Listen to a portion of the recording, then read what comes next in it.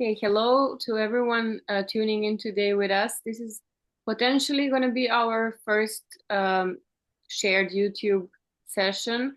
Um, Here, we are joined today to talk about Venus entering Leo in just a few hours from now. And I'm talking to my astrology partner, Merc Law. And Hi we're there. gonna share some insights, looking at the chart that you can also see right in front of us, and thinking out loud in an astrological language. So, Merc, hello and welcome. What would you like to Hi, say Boya. first about our beautiful chart here? The first thing is to notice the beautiful pattern, which is a kite, and also the red lines running across it. As soon as Venus enters the sign of Leo, there you see that it's going to start making an opposition with Pluto in Aquarius, which is already retrograding. And I think that's some very heavy energy, it being the last outer planet. So Pluto is heavy. And Venus is this beautiful, light, pleasant energy. Plus, it's in Leo. So it's going to be about being expressive, leading from the heart, not holding back, being wild. Um, and Pluto, on the other hand, is like, I almost feel like it's the shadow, right? So it is the exact opposite of all that. Since it is, of course, the opposite sign of Leo, Aquarius, plus it's Pluto out there. So It gives some it's certain a weight tense to it. opposition, really. Yeah, I think it weighs down this Venus that wants to come in full expression, that wants to Right. shine under the light of reflector light. True But that. Pluto brings her shadow also on to the stage, so we can see, um, Hmm. potentially, if we look at Venus as a woman who is maybe beautiful, charming, all the qualities that we naturally associate with Venus, we can now also see the dark side of her. So we can see a woman who shines in her bright light, Hmm. but also throws a huge shade beside her, Right. by maybe also bringing onto stage her divine feminine, her wild feminine, all the dark traits of that we could maybe even associate with Lilith more than with Venus.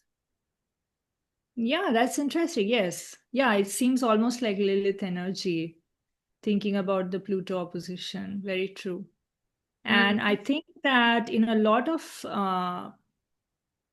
people's relationships, be it whether it's romantic or it's friendships or even maybe at the workplace, who knows, right? Or in the community in general, because there's Aquarius sitting right there.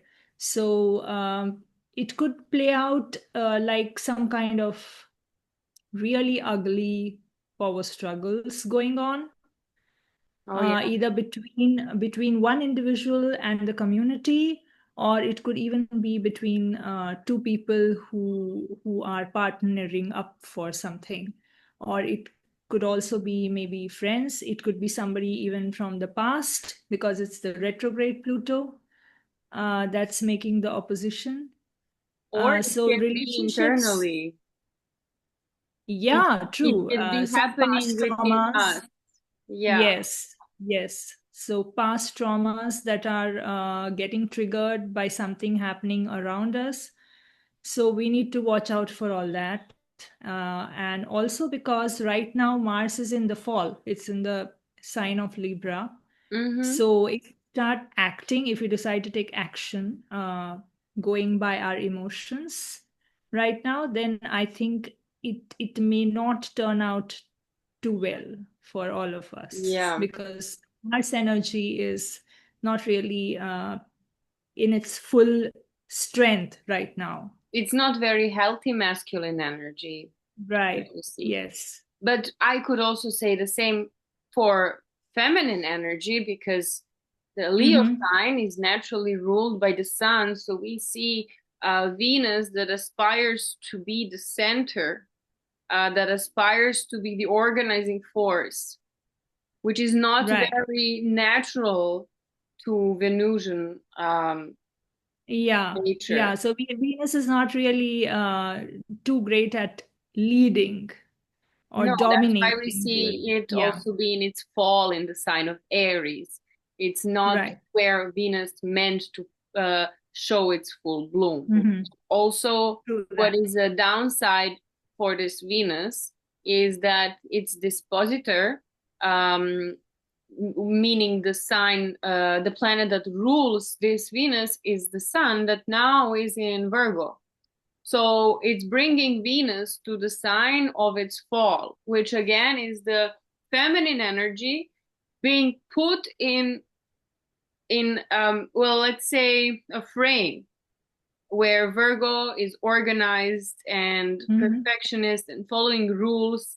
And when it comes to beauty and art that Venus rules, there isn't much space for such OCD approach Right. and Yeah. service. Venus just And wants to let go and, you know, just give a free rein to whatever comes up when it's in exactly, Leo. So it's like, exactly. yeah, uncontrolled, like full expression. Oh yeah. And also we see the general energy in the sky that I feel. This is why also one of the reasons why I'm more inclined to think that the energies that this Venus brings are more internal than external, despite it being in Leo that's so expressive, because the Right. planets, the outer planets, are um, generally almost all retrograde. Even Uranus is gonna go Right. retrograde in a few days. I think 6th of September. So we have Saturn that's already Right. retrograding, Neptune that's retrograde, Pluto that's retrograde, um, and Uranus. All these planets are in sextiles with each other, which means Right. it's a supportive atmosphere of turning inwards, turning internally to really introspect what are the qualities of this Venus in the sign of Leo. And if we think what Leo Right. really relates to, it's the solar plexus, is the third chakra center, where we have matters of creativity and self-expression.